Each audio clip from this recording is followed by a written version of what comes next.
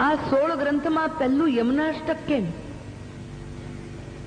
યમુનાષ્ટક ઉપર સંસ્કૃતમાં શ્રી ગુસાઈજીની ટીકા છે.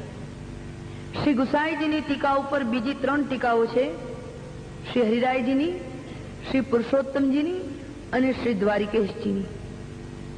દ્વારકેશજીની ટીકામાં એમણે 16 ગ્રંથોનું સાંકળિયું આપણને આપ્યું. યમુનાષ્ટકથી માંડીને 16 ગ્રંથો એકબીજામાં કેવી રીતે ગૂંથાયેલા છે એટલું યાદ રાખજો. આ 16 ગ્રંથો ક્રમશઃ નથી લખાયા. પહેલું લખાયું તે પહેલો, બીજું લખાયું તે બીજું, એવું નથી.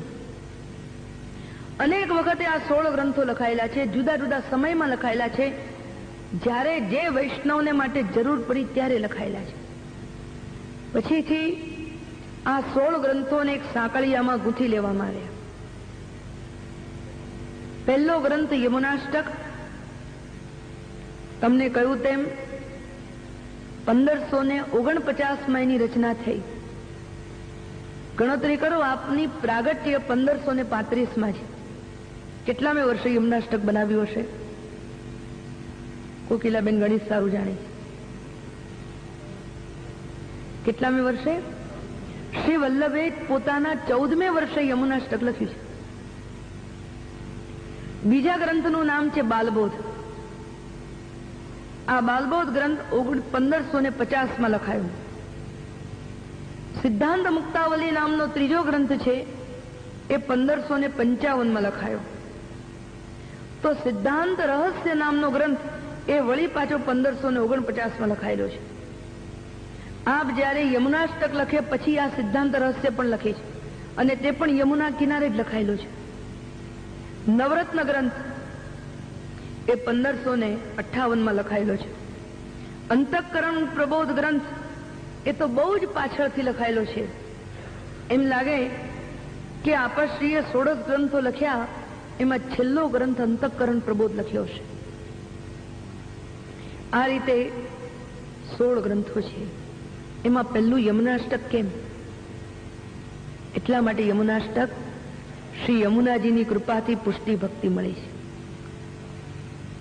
પિતા આપવામાં કંજુસાઈ કરે, પણ મા તો ઉદારતાથી આપે. પિતા આપવામાં પાત્રા પાત્રનો વિચાર કરે, અને મા તો પોતાના પ્રમેય અને પ્રેમ બળથી આપે છે.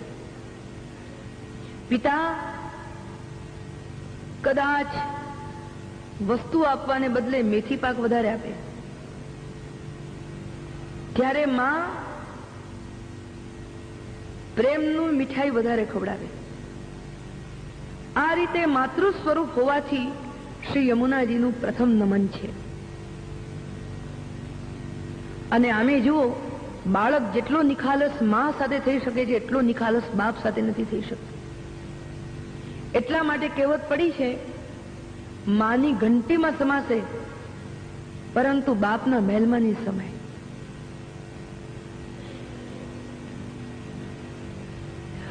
બાળક મા સાથે લડશે, વળશે, ઝઘડશે, પોતાના મનની બધી વાતો માને કહેશે, અને બાપને કહેવું હોય તો 10 વખત વિચાર કરશે, બાપુજીને ગમશે કે નહીં ગમે.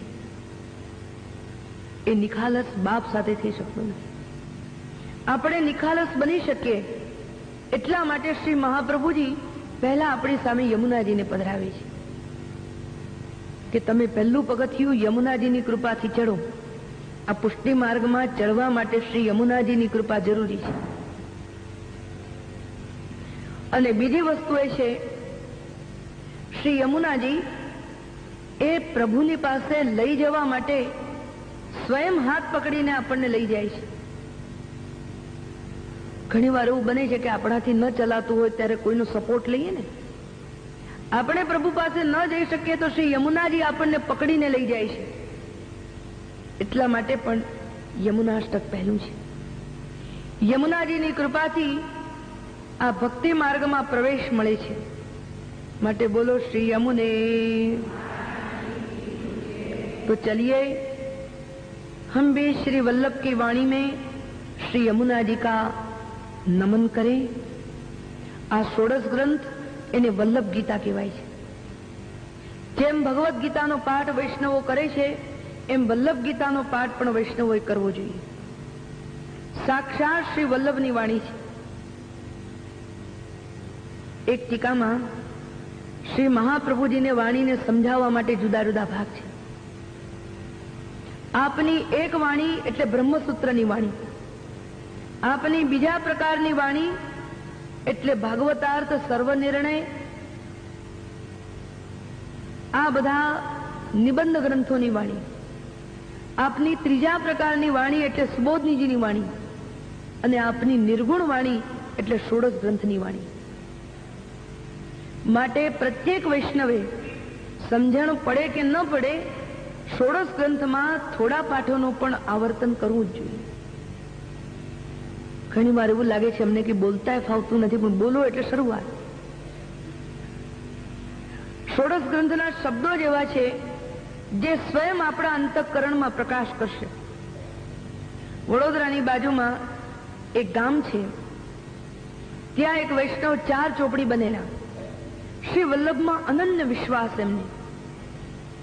એક ભગવતીએ કહ્યું, શ્રી વલ્લભ રસરૂપ છે, શ્રી વલ્લભની વાણી રસરૂપ છે, શ્રી વલ્લભે પ્રગટ કરેલા શ્રીનાથજી રસરૂપ છે, અને શ્રી યમુનામાં રસરૂપ છે. આ રસરૂપ સ્વરૂપનો આનંદ લેવો હોય તો વલ્લભની વાણીનું પાન કરો, એને ખૂબ ચૂસો. પછી આ વૈષ્ણવ સમજણ પડે કે ન પડે યમુનાષ્ટક રોજ વાંચે, ધીમે ધીમે ષોડશ ગ્રંથો વાંચે, ઠેઠ સુબોધનીજી વાંચે. આજે તો એ દશા છે, કડકડાટ સંસ્કૃતના વાક્યો વાંચી જાય છે. એટલા માટે ષોડશ ગ્રંથ શું કહેવાય? શું કહેવાય? વલ્લભ ગીતા કહેવાય. બોલો શ્રી વલ્લભા, श्री वल्लभा. हम भी यमुनाष्टक का प्रारंभ करें. नमामि यमुनामहं सिद्धि है तुम मुदा मुरारी पद पंकजा स्फुरद मंदरे नूत्कटां तटस्थ नवकानना कटमो